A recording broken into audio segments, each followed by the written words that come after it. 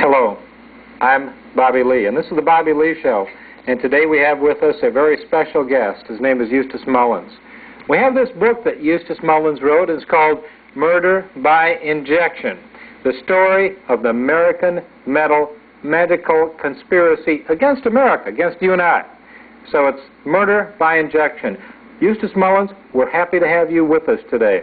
Tell us a little bit about how did you come to write this book, Murder by Injection?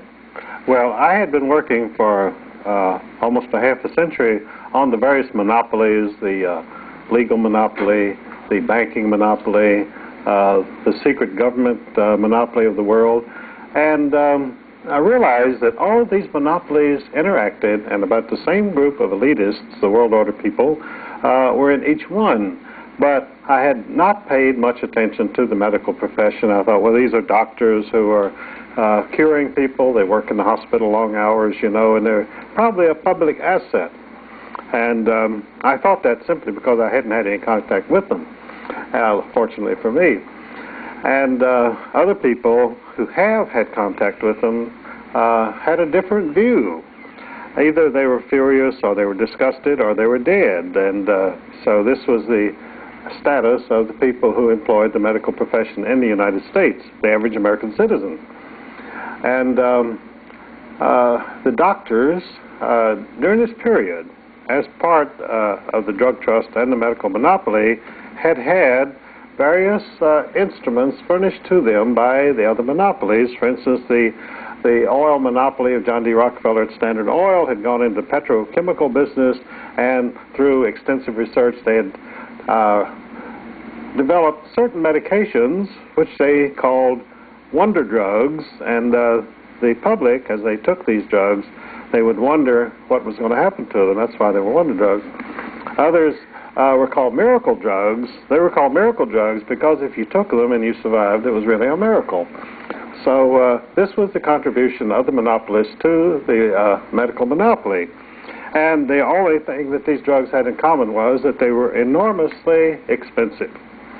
Now, in contrast, most of nature's remedies are enormously inexpensive. They're available, they're abundant, they're cheap, which means that the medical monopoly did not want you to use any of these medications.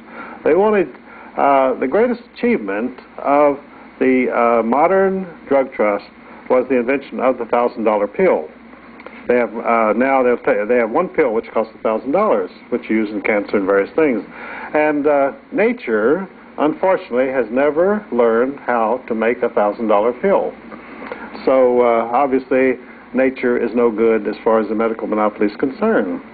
Well, tell us a little bit, just before we get into that also, there's a difference between homeopathic medicine and allopathic, and that's part of what we're discussing also. Tell us a little bit about that, if you would, Eustace Mullins. Well, what you're talking about is a historic situation.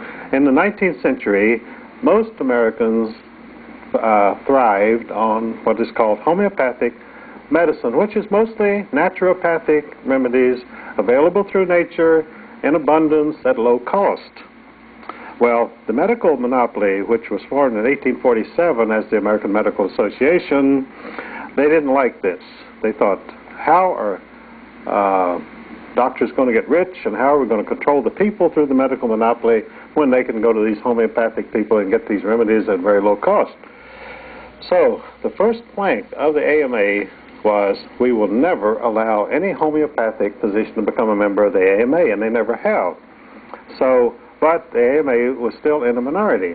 So around the turn of the century, John D. Rockefeller realized there were great potentialities of profit in the medical industry, and so he took over the medical profession. Now you say, how could anybody take over the medical profession? Well, first you have to have a lot of money, and second you have a lot of power. Well, he had both, and he did. So he revamped the entire medical system of treatment of the people of the United States, which had been homeopathic. He switched it over to allopathic medicine, which is a different type of practice, originating in Germany. And the great attraction of allopathic medicine is it relies on radical surgery. I mean, if you can't cure it, cut it off. And the heavy use of drugs, because when you're having your limbs cut off, you need a lot of drugs because it's very disturbing.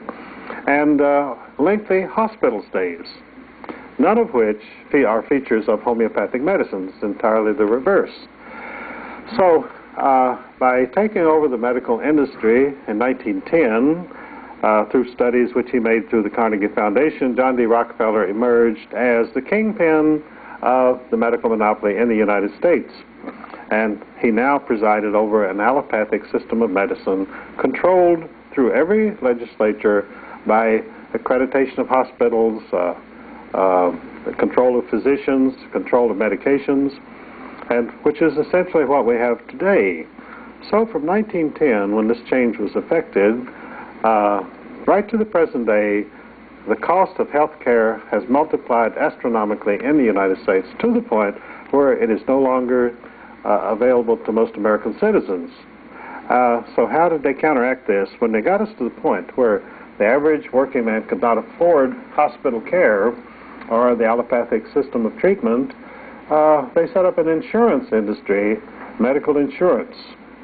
And through this, they were able to spread out the costs among everybody. And health insurance today is simply another tax on the American people.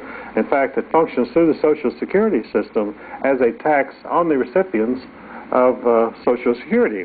They say, well, now that you've reached your senior citizen stamp, you have Social Security coming in, so then they jerk back a good portion of it as Medicare costs, which they raise every year. And so eventually, probably, Social Security and Medicare will be equal, so you'll get a check every month, which will be 000. They say, well, here's your Social Security check, but we've deducted your Medicare costs, and so now you get zero. And it's funneled into the Rockefeller-style monopoly, whoever is involved in it. Oh, all of the money from the health industry goes into the medical monopoly and the drug trust. Interestingly enough, the Rockefellers control every major drug company in the world, and now when I say control, I mean directly. They have, among the directors and officials of each of the 18 largest drug companies in the world, they have men from Chase Manhattan Bank, from the Exxon oil company, and so forth. So they're right there. The names, I have all their names in my book, Murder by Injection. And with this kind of control and the monopoly, they have been jacking up the health costs on the American people monthly, not yearly, but monthly.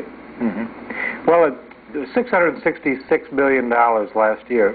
That was a lot of money for this country to spend on health, and we're spending twice what many of the free world countries are spending. Japan and Germany, we're almost spending twice.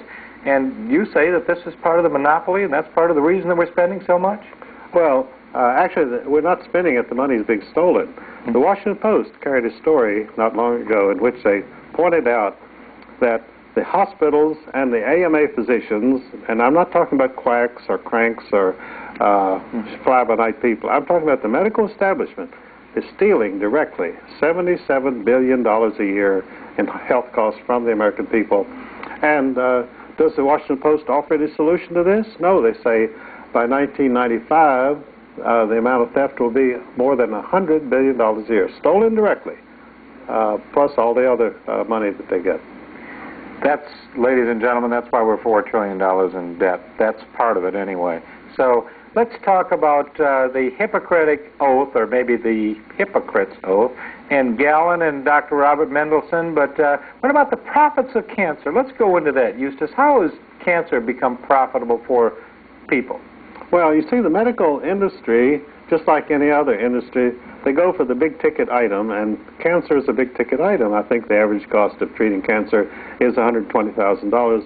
And the interesting thing about it is when you go to a doctor and he